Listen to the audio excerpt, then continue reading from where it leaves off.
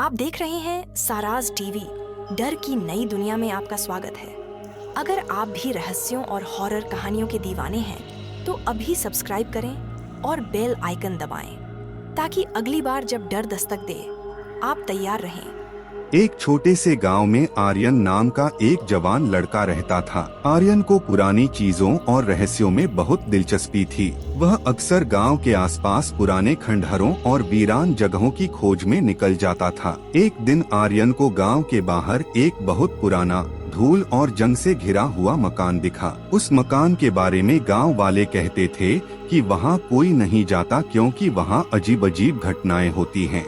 लेकिन आर्यन की जिज्ञासा ने उसे उस मकान की तरफ खींच लिया। मकान के अंदर कदम रखते ही आर्यन को एक पुराना संदूक मिला। संदूक पर अजीब सी नक्काशी थी और उस पर एक चाबी लगी थी। संदूक खोलने पर उसके अंदर एक चमकीली शीशे की बोतल मिली, जिसमें एक प्राचीन किताब और एक नक्शा रखा था। किताब में लिखा था कि यह बोतल एक जादुई जिन्न की है, जो सिर्फ तभी मुक्त होगा जब कोई दिल से उसे आजाद करेगा। किताब में लिखा था कि इस जिन्न के पास अपार शक्ति है, लेकिन वह किसी भी रूप में हो सकता है, कभी मित्र कभी दुश्मन। आर्यन ने बिना देर किए उस जिन्न को आजाद करने का फैसला किया। वह जानता था कि यह एक खतरे भरा कदम है, लेकिन जिज्ञासा ने उसे रोक नहीं पाया। आर्यन ने बोतल का ढक्कन खोलते ही एक तेज रोशनी देखी और अचानक एक विशाल जिन्न प्रकट हो गया। जिन्न ने अपनी गहरी आवाज में कहा, धन्य हो तुम जिसने मुझे आजाद किया।